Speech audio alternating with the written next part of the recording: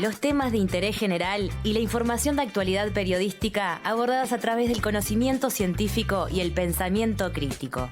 Reflexionan, piensan, dudan y conducen Federico de Franco y Quique Martínez. Pero de los que son como un huevito chiquitito. Estuviste muy bien porque viste como la pregunta complicada, digamos, la parte complicada de la pregunta. Claro. Lo cual habla mucho de Rasca la Cáscara. Apegados al método y manteniendo el rigor científico, producen Martín Rodríguez y Maximiliano Lemos. Rasca la Cáscara. ¿Qué sabemos de lo que sabemos?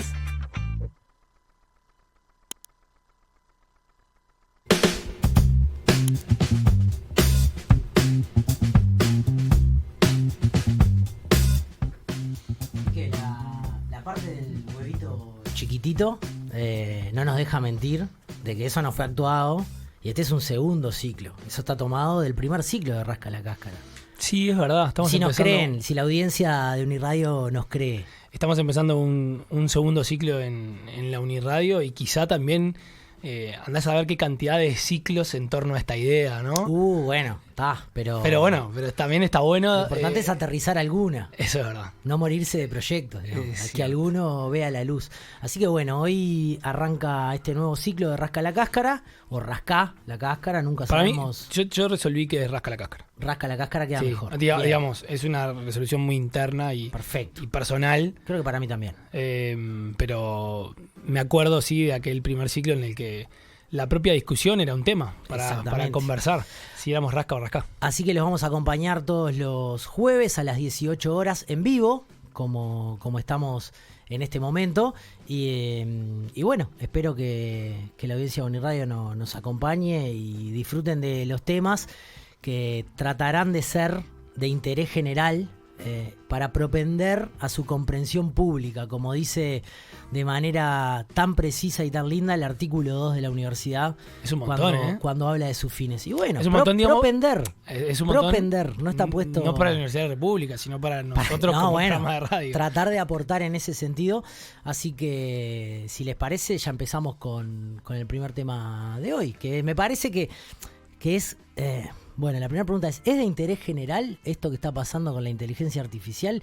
Quique, ¿vos cuándo fue la primera vez? ¿Tenés claro cuándo fue la primera vez que te topaste con el término, ¿Con el concepto? Yo no tengo el mojón claro. Claro, yo no tengo el hito así tan marcado y tan claro. Sí tengo algunos recuerdos de conversaciones con amigos que empezaban a investigar justamente y me empezaban a hablar de esto de inteligencia artificial, ¿no? Con ese nombre que ya de pique podía llegar a generar una primera curiosidad. Y no, ahora que pienso, lo intento proyectar hacia atrás en años y no sé qué serán. ¿Un par de años? ¿Capaz que más? Y capaz que a nivel masivo, sí. Yo, el mojón... No, incluso capaz que no tan masivo tampoco. Digamos masivo en el sentido de mi encuentro. Claro. El mojón me parece que es clarísimo. Es lo que pasó en diciembre. Me acuerdo que fue el primer sábado de diciembre, porque así está fijado en las santas escrituras de las despedidas laborales, que el primer sábado de diciembre es la despedida del año. Sí, ya no hay problemas, ¿no? Ese sábado me tengo que tomar un ómnibus desde la Plaza Suárez hasta Malvin. ¿Estamos hablando del 2022? Sí, este diciembre. Perfecto. Y ahí me topé con esa noticia del chat GPT, que te podías loguear, que podías empezar a chatear. Y yo digo, esto no... O sea, lo que me pasó en ese momento es obviamente desconfianza. Lo apreté en ese trayecto de ómnibus, lo apreté con cosas muy concretas, ¿no? De mis tareas laborales. Por ejemplo, ¿cómo puedo trazar una cuenca hidrográfica utilizando el programa Quantum GIS? Fuiste Sí, a la especificidad. porque empecé a dudar. Y me dijo exactamente el plugin que tenía que bajarme para ejecutar el que usaba yo. Yo dije, epa, es serio. Sorprende. Y después uno empieza a rascar más y me parece que este programa con el invitado que tenemos hoy nos puede... porque hay mucho humo, que me parece que también es, incluso desde el nombre de la inteligencia artificial, Exacto. Hay como muchas cosas en el medio y es muy complicado hasta armar el guión de este programa, ¿no? Que hay muchas cosas para hablar. Hacia dónde caminar, digamos, porque también creo que esto que vos hablabas del humo es también un poco la forma de de divulgar la aparición de ciertas herramientas. Y imagino que apareció mucha gente. Hay mucha gente que estudia esto desde hace 20 años A eso iba, y más. claro. Y hay otra gente que no quiere quedar afuera, porque muchos mensajes son de no te pierdas las 5 mejores cosas. ¿No estás usando ChatGPT en tu vida, Quique? Venías para la radio y no usaste ChatGPT. Te No. estás perdiendo un mundo. Y ahí hay que separar, ¿no? Un poco, porque muchas veces se De hecho, pierde. lo uso muy poco. Casi has no lo usado uso. poco. Casi Bueno. no lo uso. Capaz que estoy atrasado. No, atrasado no, para nada. En realidad, cada uno le va encontrando su función, supongo, como cualquier herramienta. Pero capaz que a partir de hoy lo desarrollo un poco más el uso. Bueno, pero ¿te parece ir a una muy pequeñísima tanda y nos metemos con alguien que sabe por lo menos de esto? Rasca la cáscara. Nunca nadie supo.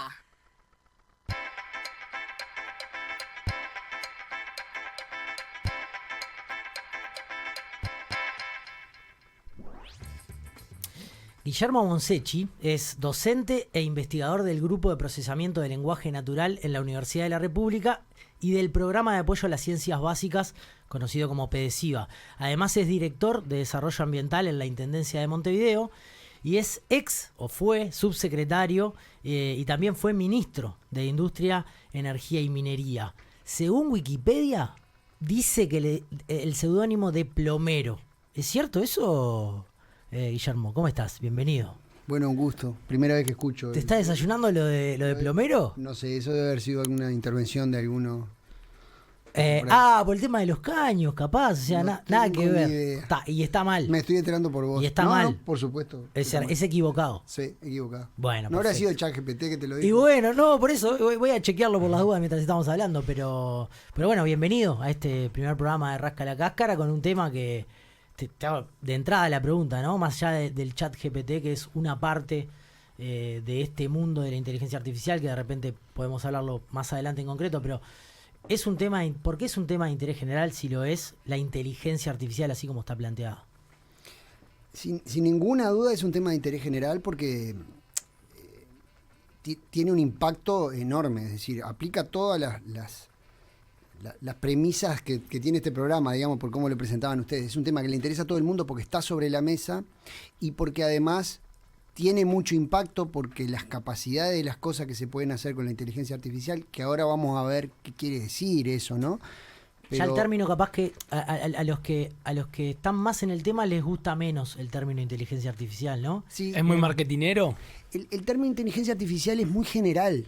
Ese es el primer tema. La inteligencia artificial es algo que podríamos decir que de lo que se viene hablando desde los años 50. ¿Tá? Hay un paper muy famoso de Alan Turing que se llamaba Computing Machinery and Intelligence, que se lo recomiendo a todo el mundo, pues es muy interesante, que planteaba qué quiere decir inteligencia artificial. El artículo empieza diciendo, propongo la siguiente pregunta, ¿pueden las máquinas pensar?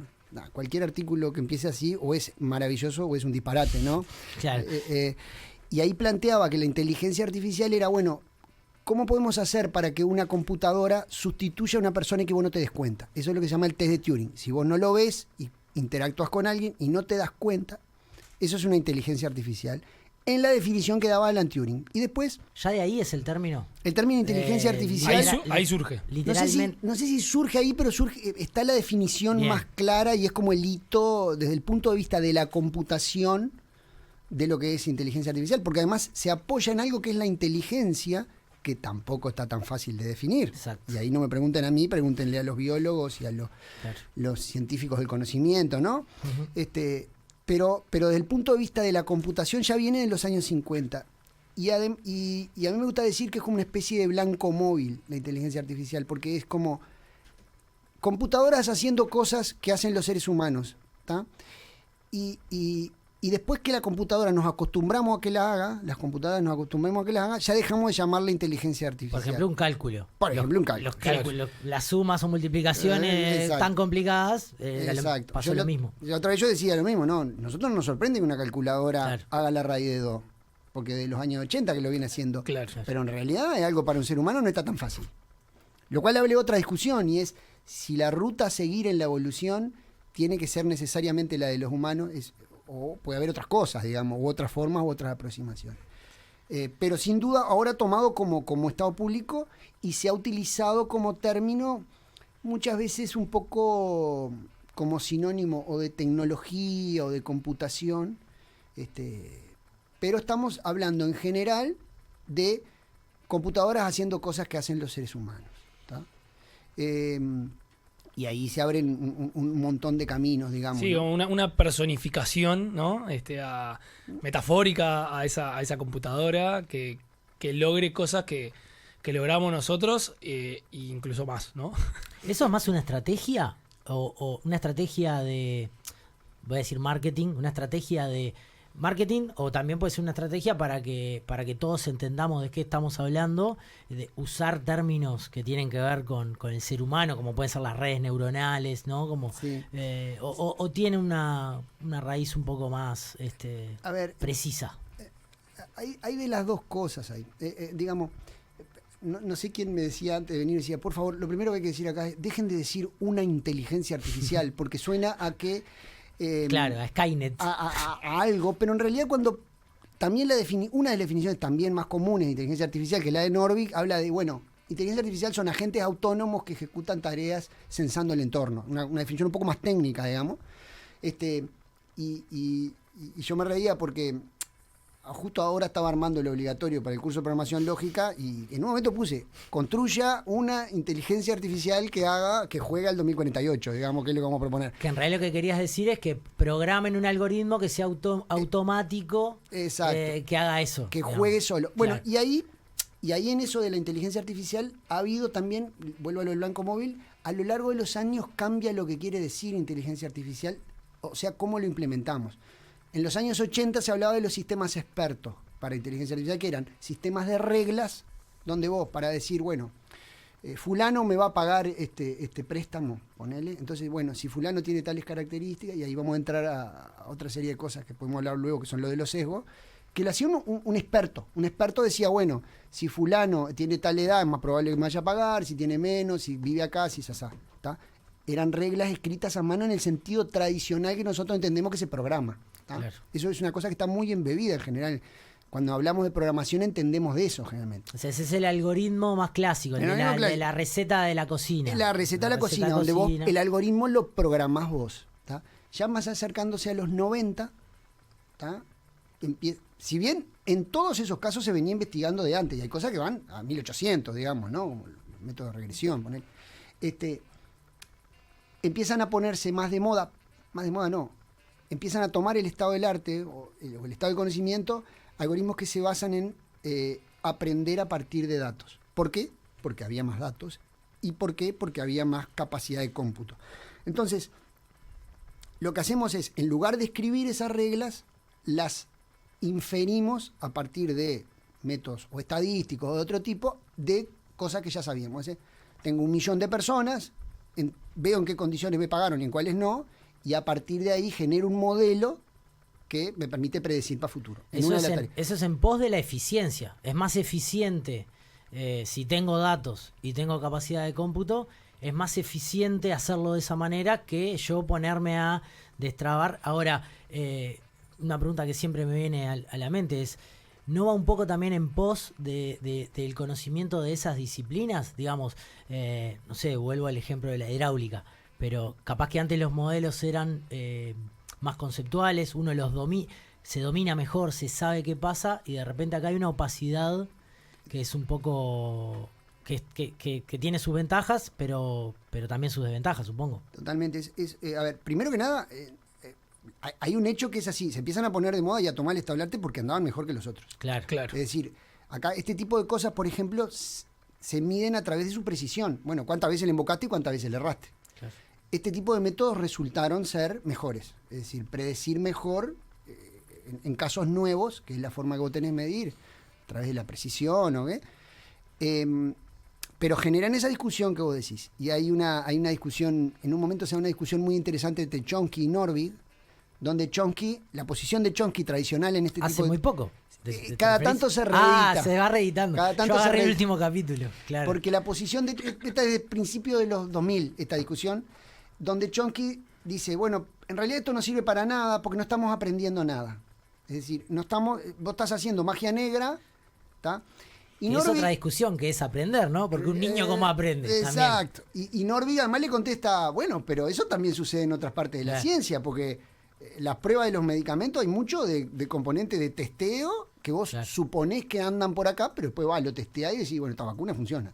No, aparte, epistemológicamente, decir la causa y el efecto, cuál fue exactamente qué, también es complicado. Exactamente, pero claramente este tipo de métodos sacrifican, y es una cosa que está mucho en conversación ahora, lo que se llama la explainability, la explicabilidad. Es decir, tratar de hacerlo más explicable. Esto anda, pero no sé bien por qué. Y en el caso de las redes neuronales, por ejemplo, que fue el método, y ahí vamos a una siguiente etapa, que son los 2000, las redes neuronales son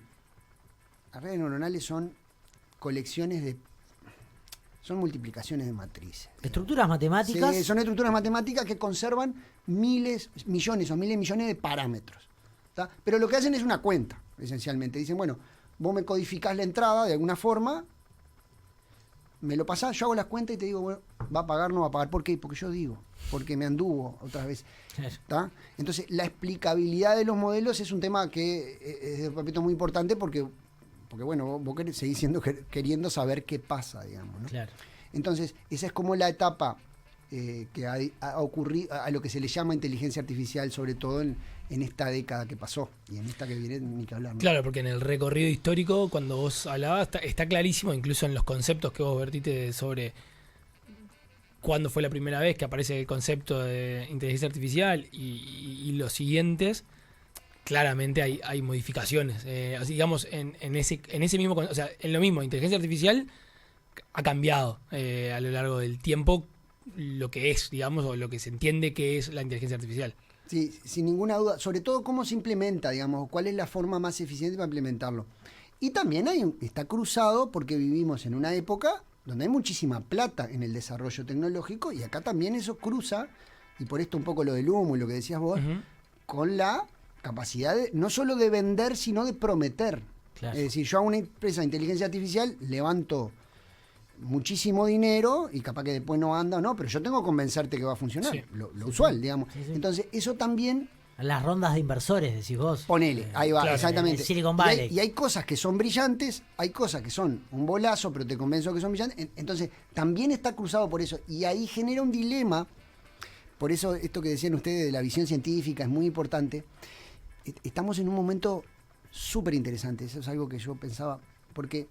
Momento, es semana a semana, yo prácticamente. Estoy seguro, ahí va, es un momento. Es más, el otro día leí a alguien que ponía en Twitter, por favor, duérmame por 2 años porque no aguanto más la información que está llegando todos los días. No me puedo poner al día.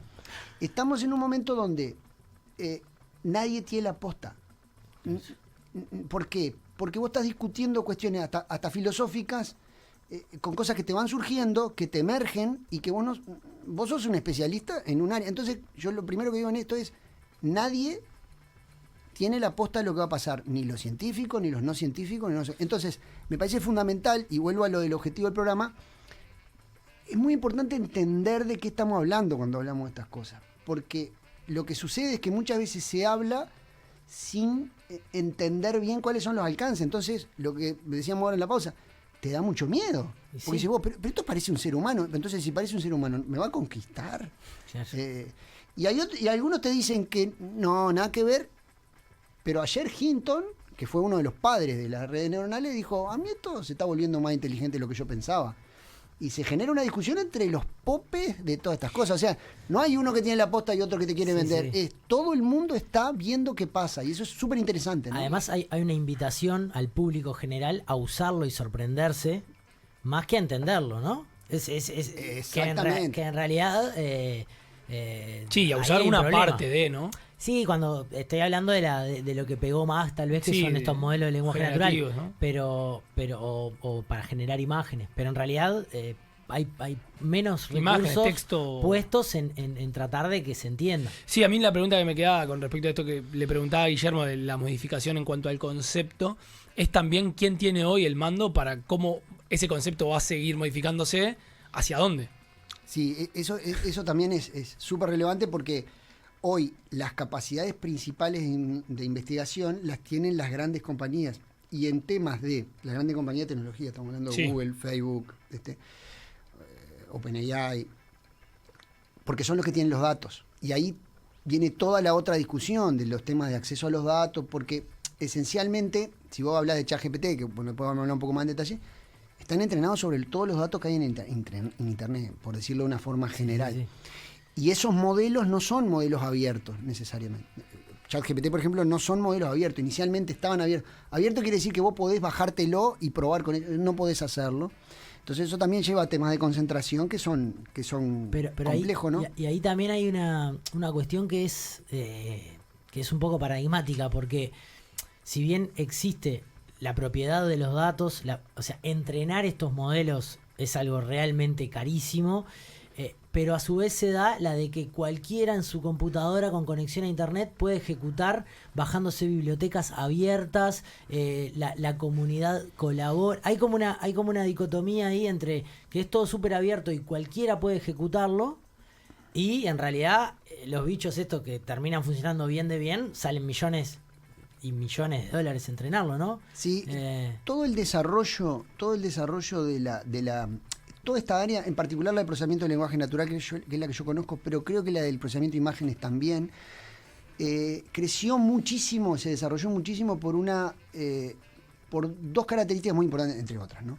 Que fue, una es que todos los artículos, todas las publicaciones son abiertas. La Association for Computational Linguistics, que es la principal institución del lenguaje, por allá por el año 2001 decidió que todos sus artículos eran abiertos. Entonces hoy se publica mucho más en conferencias abiertas que en journal, a diferencia de otras, donde hay otro montón de discusión. Eso hizo que se publicara muchísimo.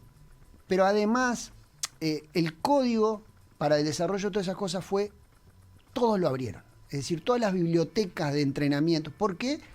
Porque apostaron a la generación de comunidad y de conocimiento, y cuanta más gente conozca, mejoré, claro, digamos. Y eso le funcionó.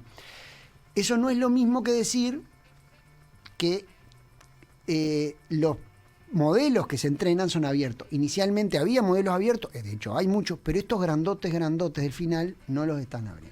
Porque en realidad es porque es donde base está del negocio. claro, O sea, donde está el negocio. El coeficiente que se le indicó a cada red neuronal para hacer esa multiplicación es lo que vale. Exacto. De todos modos, hay muchísimos modelos que se pueden bajar y se puede trabajar, no sé qué. Estos grandotes, tipo ChatGPT, no lo están. Se están generando modelos abiertos y, sinceramente, no puedo seguir el ritmo de todas las cosas que están sucediendo. Claro. Pero se están abriendo modelos cada vez más, y yo creo que es un tema de tiempo, en realidad, en estos temas, creo yo. Pónganle creo a todo lo que le digan de estos temas hoy. Bueno, el software libre da cuenta de que es posible una especie de equiparación del propietario con las prestaciones libres, ¿no? Exacto, pero además porque hay capacidad de cómputo, yo creo que se va a ir equilibrando, los países van a hacer cosas, digamos, van a suceder cosas que van a equilibrar, creo, esto. Pero nadie lo sabe muy bien. Y antes de pasarnos a continuar más en lo que sería el modelo de lenguaje natural y el ChatGPT, por ejemplo, como también uno de los que está marcado. Fede me preguntaba a mí hace un rato cuál era el hito que podía recordar de aquel primer momento, ¿no? Y yo me acordaba, creo que de una conversación, de una tesis de maestría, ese era como mi primer recuerdo de estar hablando del tema. Y Fede me dice, bueno, sí, más masivo. Claro, yo me doy cuenta de, sí, está claro que esto se viene hablando hace muchísimos años. Yo lo traje a un par de años, capaz que un poco más. Pero vos, Guillermo, ¿dónde crees que está el hito de la masividad? ¿Está en este último diciembre o venía también de un poquito atrás, que dio como este hito de decir, ahora podemos hablar de inteligencia artificial, capaz que no con el mismo concepto todos, pero sí seguro un espacio donde más o menos saber dónde están parados Con la vergüenza de no saber. De no saber, es. y se puede, claro, y se puede no saber. Claro.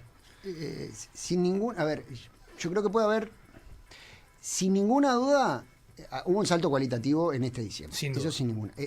Que todo el mundo esté hablando de inteligencia artificial, desde los investigadores que han estado en el área por siempre, aún con otros nombres incluso, ¿no? O a cualquiera en la opinión pública, eso es ahora.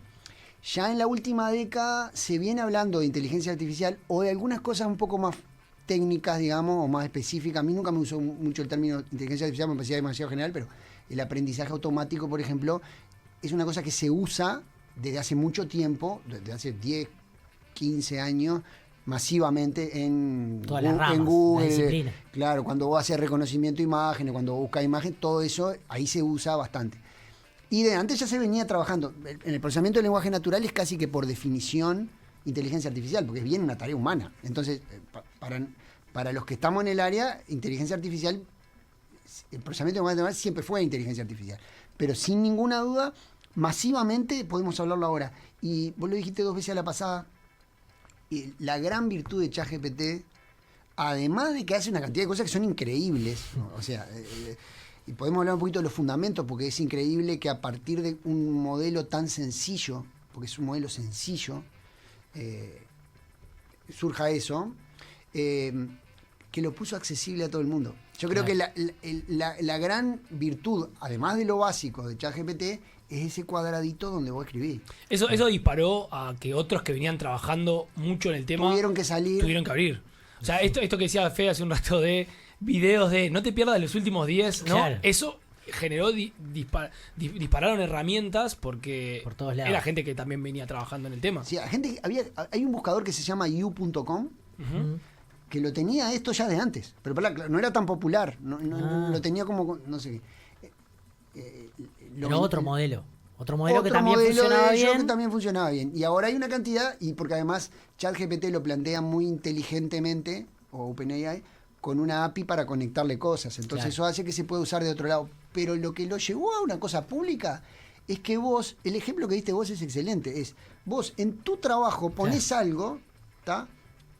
Y lo haces en un cuadradito de texto, abrís un link y Claro, capaz que yo llegaba no tenés a que eso ni después de bajarte. varias páginas, Sí, pero claro. realmente si le agarrás confianza, ahorra. Sí, al Ahí punto va. tal de gente pensando que es el sustituto a Google, por ejemplo, Sí. o a buscadores, o Es a motores de búsqueda. Es la apuesta. Exacto. Antes de meternos en este tema que lo vamos a hacer en el siguiente bloque, hablaste de que es un tema de interés general claramente por sus impactos. Sus impactos imagino, en la sociedad, en la economía. ¿Cuáles son los impactos así que más identificás claramente? A grandes rasgos, ¿no? Bueno, vuelvo a poner el creo. Sí, ¿no? dale. Vuelvo a poner el creo. Vos tenés un impacto. La computación viene impactando y la incorporación de tecnología viene impactando, y yo siempre digo lo mismo, desde los 70 para acá, o antes capaz. Desde la internet, ha sido todo un proceso donde ya hemos visto sustituir trabajo con esto, es decir, no es nada. Yo creo que ese proceso, por supuesto, sigue sustituyendo trabajo y creando otros nuevos. Ha creado más trabajo que lo que ha sustituido, pareciera. En realidad, aunque de diferente tipo, te exige más formación, etc. Creo que va a impactar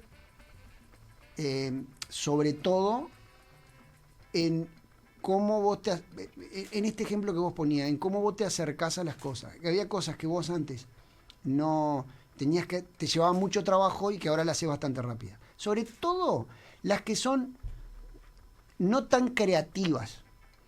¿Me explico? El ejemplo que vos pusiste es una cosa que puede ser difícil, pero no es creativa. No. ¿Cómo hago para hacer esto? Alguien ya lo sabía hacer Sí. y esto te lo reproduce. Tiene sus riesgos, pues se puede equivocar y te puede engañar diciendo y te convencerte de que te está diciendo algo bien Pasa cuando muchísimo. es fruta. Muchísimo. Claro. pasa. A mí me inventó un pasado, Sí, ponele, sí. porque tipo, por eso te decía lo del Sí, sí, plomero, sí, ¿no? por Porque igual te eso. pone algo que cuando uno entiende por qué funciona, y es algo de lo que podemos hablar, no es tan difícil de entender que suceda eso. Claro. Pero va a impactar porque va a impactar como impactó. Yo no lo veo tan cualitativo el salto. Sí en términos de eficiencia, porque ya Wikipedia hacía que las monografías fueran más fáciles de Sí, hacer. sin duda. ¿Tá? Si vos querés, esto lo que te agrega es que te parafrasea. Y eso podemos hablarlo ahora. Claro. Es decir, ya es más difícil detectar que lo copiaste. Claro. Sí, sí. Ni que hablar. Sí, Y ese es un plus, porque ya está. Aquel yo del chequeo de busco en internet si estaba. No está en internet lo que te puso ChatGPT. Y empezás a discutir la propiedad intelectual de cómo se generó ese texto tipo, y claro, con las exactamente. imágenes y un montón de cuestiones. Sí, sí. Ese en el plano social, en el plano económico, ¿cómo? Y en el plano ¿cómo la económico es más difícil todavía. Es más difícil Es más estimar, difícil ¿no? todavía. Creo que va a impactar en el trabajo, en cómo se resuelven los trabajos, en la productividad. Es muy difícil saberlo. Lejos de una superación de otra etapa del capitalismo, como a veces se habla, obviamente podrá generar características distintas. Esto lo estoy diciendo yo, Sí. pero me cuesta creer que cambie la esencia No, yo creo que no. de cómo están las reglas de juego en el mundo, digamos. No, yo creo que no. Creo que al final del día, y cuando se habla de los impactos y de que se termina la ideología, no sé qué, para mí no. Esto es esencialmente tecnología. Esencialmente tecnología quiere decir que puede tener un impacto de acá a 100 años para adelante, digamos. O sea, tenemos para hacer cosas increíblemente, pero ya comparar los años 70 con hoy, comparar los años 90 con hoy, y te das cuenta que a nivel tecnológico es completamente diferente el mundo. Hubo un cambio descomunal. De ahí a que haya un cambio sistémico, no me queda claro. Y yo, si me preguntás hoy, con el creo que corresponde a todo lo que diga, Sí. creo que no. Creo que no. Me quedé pensando en el impacto que puede llegar a generar en el desarrollo del pensamiento. Pero no desde un lado capaz que del impacto de vamos a dejar de pensar, que capaz que es como el primer miedo, pero sí también en el largo plazo, ¿no? Cómo puede llegar a generar, o podría llegar a generar algunas modificaciones en cómo desarrollamos el pensamiento, el lenguaje, el uso de los lenguajes. A mí me gustaría que fuéramos, cuando vayamos a hablar de cómo funciona el ChatGPT, porque esa discusión es importante tenerla entendiendo hasta dónde llega. Claro. Porque para mí hay cosas que no son para tanto, pero también hay dudas de si no es para tanto. Tenemos tantas ganas de meternos en las programaciones de lenguaje natural que vamos a una tanda y nos venimos con eso. No podemos ni conversar en la tanda. No, Fede. terrible. No hay respiro. Seguimos charlando con Guillermo Monsechi en torno a este tema de interés general que se dan llamar inteligencia artificial, y en particular en este bloque queríamos meternos en esto que se llaman modelos de lenguaje natural, y creo que la popularización y el ejemplo más claro es el ChatGPT, pero en esto sí sos experto, digamos, esta es tu disciplina dentro de la computación como docente e investigador de la universidad, así que me parece que está buenísimo que intentar entender cómo funciona para desasnar. La primera pregunta antes de ver cómo funciona, ¿es lo más popular? ¿Es lo más popular de dentro de este mundo de inteligencia artificial? Porque es donde el ser humano o el que está por fuera de todo esto interactúa de manera más fácil, se sorprende más fácil. ¿Siempre fue así? No. No. El procesamiento del lenguaje natural empieza más o menos en los años 60, posguerra. ¿No? Y empieza con las razones que el primer problema que se trata en el procesamiento del lenguaje natural históricamente es, capaz que 50, pero el problema grande primero que se trata es el de la traducción automática. ¿Por qué? Porque Claro. querían traducir del ruso al inglés. Claro. Esa era la primera tarea. Sencillo. Guerra Fría, etcétera.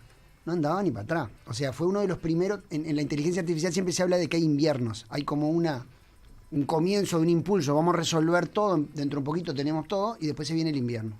¿Tá? ¿O por qué? Porque no funciona tanto. ¿Ya se intentaba con técnicas de aprendizaje automático? No, ahí eran Ahí era técnicas más de reglas, más de digamos, reglas, ¿no? Si acá claro. hay un sustantivo, acá no sé qué, si acá dice Claro. perro, acá dice dog, bueno. Y eso no anduvo. Por lo menos no, en aquel no momento. funcionaba en general porque el lenguaje resultó ser bastante más complejo de lo que se pensaba y muy difícil de especificar por reglas. Independientemente del idioma. El Independientemente lenguaje del idioma. Su estructura. Ahí va, exactamente.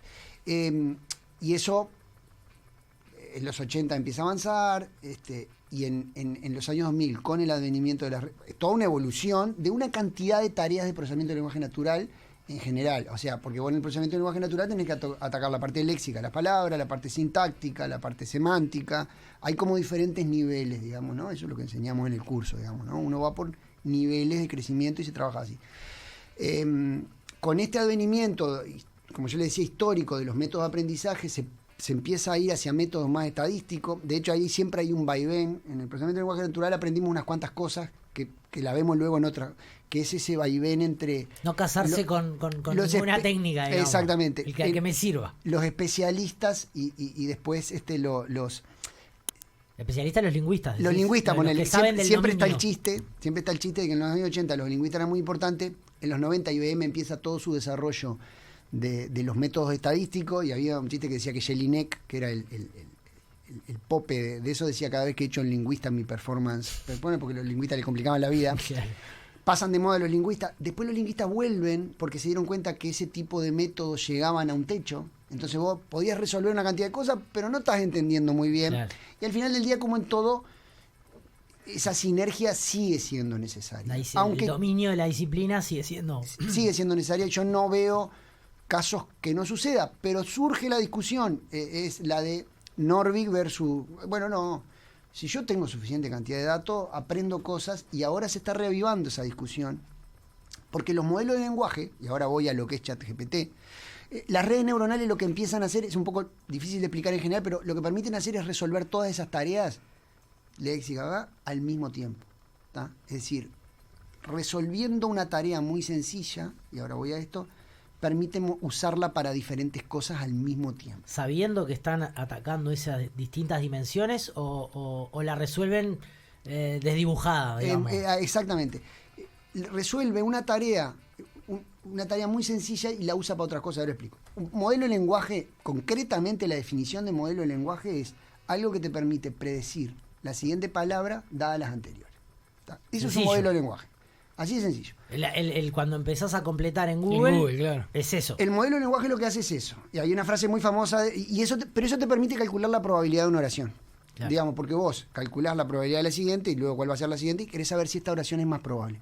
¿Para qué te sirve saber si la probabilidad de una oración sirve para algo? Y bueno, si vos tenés el resultado de una traducción y esa oración es probable en el idioma español, es mejor que otra que no es probable. Claro. ¿Cómo calculás esas probabilidades? Y esto es histórico, ¿no? Esto ya viene de hace muchas décadas. ¿Cómo calculás esas probabilidades? En base a ocurrencia en corpus de datos. Esta palabra... Teniendo la resolución final, yo ya tengo esa oración final, ¿cuál es? Le muestro el arranque a ver si le invoca o no. Yo te digo, mañana voy a ir a... Y vos vas a decirme al cine, o no vas a decirme voy a ir a... Televisión.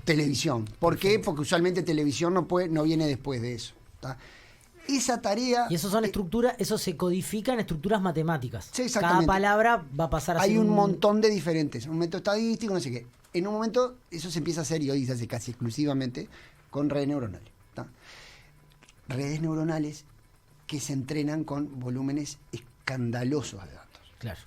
Que ahí está la clave de por qué, exactamente. De por qué aciertan. Volúmenes escandalosos de datos por un tiempo escandaloso en computadoras escandalosas. Claro. Entonces, aumentó el cómputo y aumentó la cantidad de datos y esos modelos empezaron a ser mejores. Pero además... Que es lo escandaloso a veces es escalofriante cuando alguien dice lo que se puede hacer hoy en cuánto tiempo con respecto a lo que se hacía, claro. La producción científica hace 20 años, claro. Asusta. Claro, porque además ahí viene cruzado con otras cosas que tienen que ver con el hardware, con porque las redes neuronales al final del día son multiplicaciones de matrices. Las multiplicaciones de matrices se hacen rápido con GPU. ¿Por qué? Las GPU se usaron tradicionalmente para los jueguitos. ¿Por qué? Y porque es lo mismo, los jueguitos también son multiplicaciones o cuentas sobre matrices. Matrices es una representación matemática, digamos, una grilla de números que representan sus dimensiones. Yo digo que esa es una de las cosas que pensando en el futuro deberíamos aprender en la escuela, ¿no? Vectores y matrices deberíamos saber que es todos a nivel general, como hoy sabemos lo que es un número. Claro, álgebra en el 2000, no era fácil de explicar para qué servía álgebra en el 2000 y hoy... Exactamente. Absurdo. A nivel de escuela. Hoy en la escuela debería saber que un vector son 5 números, 10 números, 100 números. Y una matriz es un cuadradito de números. Exacto. Eso tenemos que saberlo porque al final del día está todo condensado ahí. Y ahí yo intento traer lo que hablaba recién con respecto al pensamiento. Esto que vos planteás de todo lo tendríamos que saber, también es una forma de decir, bueno, con este criterio, digamos, teniendo todos estos mismos, vamos a generar un pensamiento, pero capaz que si no lo tenemos, podemos quedar también atrás en ese desarrollo del pensamiento. Por eso yo me venía a pensar en esto de, bueno, hoy inteligencia artificial y llevado hacia esa parte, pero no es solamente, o sea, en el fondo, atrás de todo, hay un montón de otras cosas que también hay que intentar acompañar para entender esto, que capaz que en algunos casos no estamos acompañando tanto. Exacto, no. Y porque además empiezan a pasar cosas. Con esto de los modelos de lenguaje, como yo decía, bueno, vos lo que decís, pero todo es importante saberlo y entenderlo. Que no quiere decir que sea mínimo, quiere decir que es sencillo. predice la siguiente palabra. Que ahí los que no les gusta esto de que los modelos están aprendiendo y hay una cierta inteligencia, se paran enseguida. Esto solo, Claro, como si fuese muy choto. Esto Exactamente. solo adivina la próxima palabra. Bueno, exactamente. Es solo eso, pero... No, porque además Hacelo vos. Claro. lo que se va viendo y lo que va sucediendo es que vos lo podés usar para otras cosas. Y esa red, y esto es un poco más difícil de explicar, la red esa que vos entrenaste tiene como muchas capas. Pasa lo mismo en el reconocimiento de imágenes. Vos si haces una red que reconoce gatitos, con imágenes es más fácil. Que aprende a reconocer gatitos a partir de los píxeles, solo de los píxeles, y aprende las representaciones. Nadie le en explica. su peso, nadie le explica. Dos orejas, Lo dos único, ojos. exacto, lo único que le dice esto es un gato. Pero además, las capas primeras de esas redes sirven para reconocer no solo gatitos, sino objetos. Es decir, automáticamente aprenden a reconocer borde y cosas así. Entonces yo puedo entrenar una red muy grandota y reentrenar la última capa para que en vez de reconocer gatito, Claro. reconozca perrito. Como que reutilizo lo grueso. Entonces yo puedo utilizar lo grande. Entonces eso pasa con los modelos de lenguaje también. Y yo puedo utilizar esos modelos de lenguaje para hacer otras cosas. Y esas otras cosas que son traducción, los puedo usar para reconocer sentimientos, es decir, si este texto es positivo o negativo, con unos mucho menos ejemplos de lo que necesitaba antes. Antes necesitaba un montón de ejemplos, ahora necesito mucho menos. Y por eso y ahí llegamos un poco a ChatGPT, que es un poquito más que eso, porque además lo transforma en un diálogo. Claro. Y lo que hace es incorpora no solo todo lo que sabía, sino lo que vos le vas diciendo en el diálogo, lo va incorporando de alguna forma. Eso es escandaloso también, ¿no? Porque eso es lo que más me asombra a mí, que yo le tiro, le pones cualquier ladrillazo sin explicarle mucho y es impresionante claro, que porque entienda. esencialmente para predecir la palabra lo hace a partir de, digamos, y acá hay un detalle más que me gustaría comentar porque no se habla tanto, lo hace a partir de todo lo, por decirlo general, Sí, ¿no? De toda la internet. Es decir, de todo el texto que hay en internet. Entonces es muy potente. Pero además, no solo eso.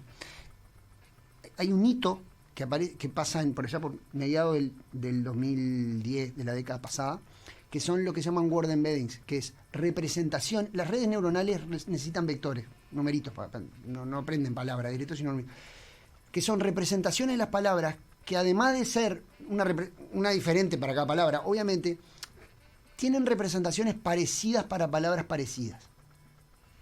O que aparecen en contextos parecidos. Entonces, si yo digo, sepulcral silencio. Este león me va a... Y la siguiente palabra es comer. Si yo cambio león por tigre, aunque nunca lo haya visto en su entrenamiento, como el vector es parecido, me puede predecir algo parecido. Porque en el modelo tigre y león están mucho Porque más cerca tigre, león, que televisión. Exactamente. Que tigre y televisión. Porque aparecen en contexto parecido, lo que se basa en unos principios muy viejos de la lingüística, digamos, que dicen, bueno, palabras parecidas aparecen en contextos parecidos. Claro. Entonces, eso también enriquece muchísimo la potencia de esto, y es lo que permite, y ahora voy a lo que decíamos hoy, lo que le permite a ChatGPT parafrasear. O sea, te dice lo mismo, pero no lo copia. Claro. Sino que va poniéndote cosas parecidas. Y también entendiendo eso, permite entender algún problema, porque para él, Uruguay no está tan lejos de Argentina, claro, desde el punto de vista de la representación. Claro. Y capaz que te mete Argentina en vez de Uruguay en una respuesta.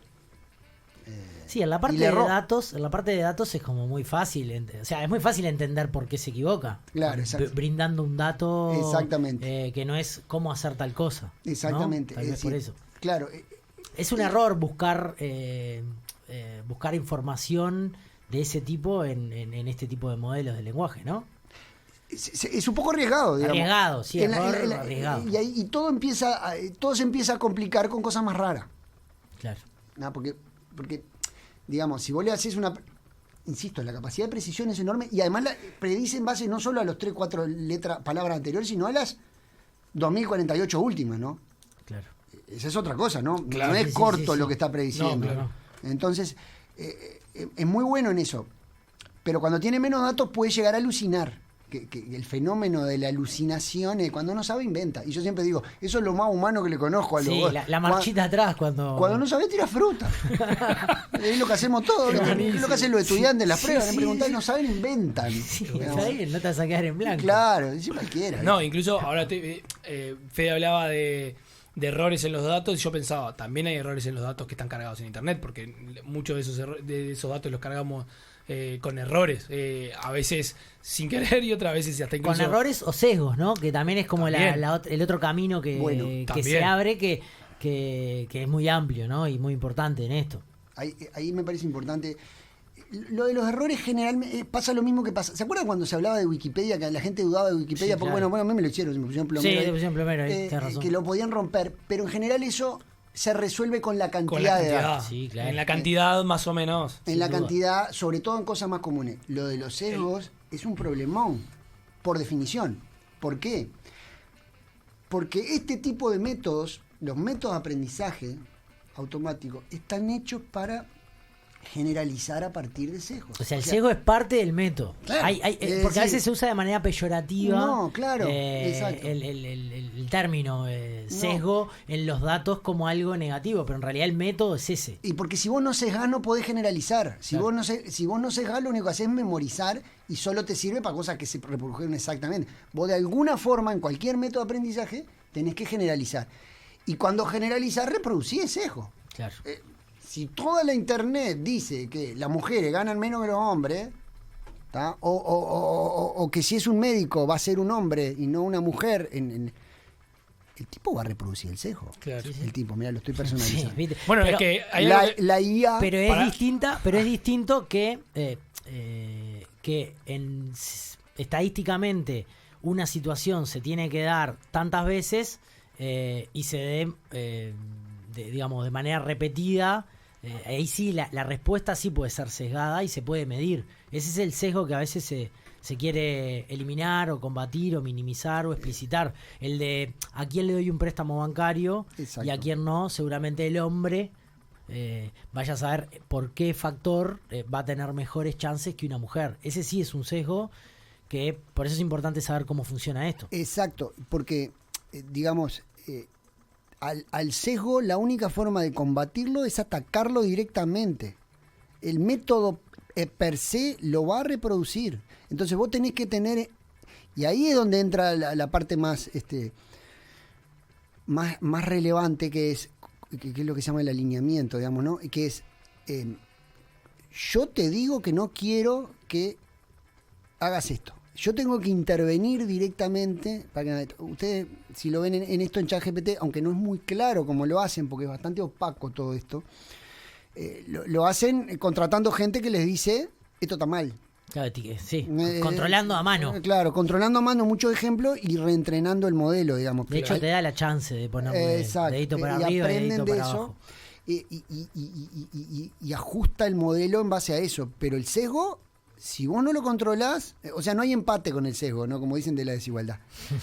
No hay empate, o le ganás o perdés. Entonces, intervenir en el sesgo, y el sesgo, hay muchos niveles de sesgo en lo que puede aparecer, es muy importante. Pero el primer paso es entender que eso sucede naturalmente en este tipo de métodos. Porque vos... Y no es culpa de la inteligencia artificial, esencialmente es culpa de lo humano, porque lo que está haciendo es reproducir un sesgo que vos ya tenías. Nos quedan los últimos 4 minutos de programa y a mí me interesaba, no sé si Guillermo tenía alguna cuestión más general para dejarnos claro en torno a estos modelos de lenguaje natural, pero también me interesaba tirar algún pincelazo del rol de Latinoamérica en esto, ¿no? En este mundo, porque el nivel de investigación... estamos muy bien, esto lo estoy preguntando, además de diciendo, pero ¿cuál es el rol que tenemos en el mundo como está? Yo creo que es una oportunidad enorme para Latinoamérica. Estoy pensando en la declaración de Montevideo, Sí, claro. Que la vamos a poder colgar, pero es una declaración que se hizo en uno de los eventos más importantes de inteligencia artificial que se hizo en Montevideo ya por segunda vez, que se llama Kipu, que pueden buscar mucho material en internet, y bueno, se emitió una declaración donde el rol latinoamericano y la búsqueda de eliminar estas desigualdades en torno a esta tecnología es realmente importante. Sí, es clave. Lo de equipo fue todo un hito. ambos equipos fueron todo un hito, porque, a ver, hay una oportunidad enorme y también hay un riesgo, o sea, otra vez lo del empate, ¿no? Es decir, si vos te quedas quieto, esto va a seguir la tendencia que va a ser centralizar donde se centraliza siempre. Pero como es un tema nuevo y donde hay generadas muy buenas capacidades en América Latina, hay una capacidad de aprovechar esa oportunidad para desarrollar cosas nuevas. Desarrollar cosas nuevas de cara al mundo. En Uruguay hay unas cuantas empresas, por ejemplo, trabajando en temas de inteligencia artificial a partir de conocimiento generado en la universidad, digamos, que han sabido incorporarse al mundo. Y también es una oportunidad, pero también hay que tenerlo claro de que hay que combatir las posibles desigualdades, ¿no? Hay que trabajar en tener cuidado de que esto no transforme a algunos en ciudadano de primera y otros de segunda. Entonces, es muy importante trabajar en conjunto, es muy importante que haya políticas, al final del día también eso, ¿no? De inversión en esto. A ver, yo doy un ejemplo, todo lo de las redes neuronales empezó en los años 80 con 3 señores que llamaban Hinton, LeCun y Bencio, que eran los 3 canadienses. ¿Y por qué eran canadienses? Porque en Canadá pusieron mucha plata, hace muchos años que ponen plata en estos temas, los gobiernos. Entonces, la inversión en ciencia y tecnología, como siempre, es lo que te puede cambiar la ecuación, digamos, ¿no? Pero además el entenderse como una unidad con unas características, y eso fue un poco lo que la Declaración de Montevideo planteaba. Los latinoamericanos tenemos una oportunidad de pararnos y de generar cosas, pero nada habremos esperado sino de nosotros mismos, ¿no? Y además es un área que en Uruguay se da una particularidad, me parece que le cuesta en otras disciplinas, en otras áreas del conocimiento, que es que empresa y academia naturalmente están mucho más juntas que en cualquier otra área, ¿no? Eso también es... Sí, sin ninguna duda. Nosotros, en la historia que tenemos en el grupo nuestro, por ejemplo, de procesamiento de lenguaje natural, nosotros hacemos seminarios donde viene gente de empresa que fueron alumnos nuestros, ellos vienen a contar sus experiencias, hay un ida y vuelta y una integración que es recontra positiva porque les permite a los estudiantes adquirir y a las empresas entender en qué se está, y sobre todo en un área donde vos todos los días están pasando cosas, digamos, ¿no? Entonces, y porque además incorporan una visión de compartir. Las empresas uruguayas, en general, tienen esa visión de compartir, no de yo me guardo el conocimiento, sino de lo integro de esa visión. Entonces, creo que extenderlo eso es muy importante, ¿no? Guille, muchas gracias por venir a este primer programa y te tenemos ahí a la orden en el banco para consultar en cualquier momento, pues este tema... imposible que se agote. Es un honor. Para mí es un honor. Esta hora. Guillermo hace un rato decía, lo estoy personificando, el tipo, ¿no? Sí. Decía hace un rato, es muy difícil no llevarlo hacia ahí en esta mirada media prosopopéyica, digamos, de la inteligencia artificial, totalmente, ¿no? De estar todo el tiempo en constante metáfora con el ser humano. No sé qué va a pasar con estas metáforas o cómo vamos a trabajar lingüísticamente la metáfora cuando en realidad esta inteligencia artificial supere en realidad alguna cosa que podemos hacer como seres humanos, ¿no? Que habrá que pensar cómo hacer esa metáfora, esa personificación, porque inteligencia artificial y un montón de cosas que acompañan a esa mirada, a esa idea más humana, pero me parece que vamos para otros caminos. El chat GPT no sé, pero Martín Rodríguez Lista nos está haciendo una seña de que tenemos que dejar porque se viene Informe Capital, y gracias a Maxi Lemos también por estar hoy con nosotros. Un abrazo, nos vemos el jueves que viene.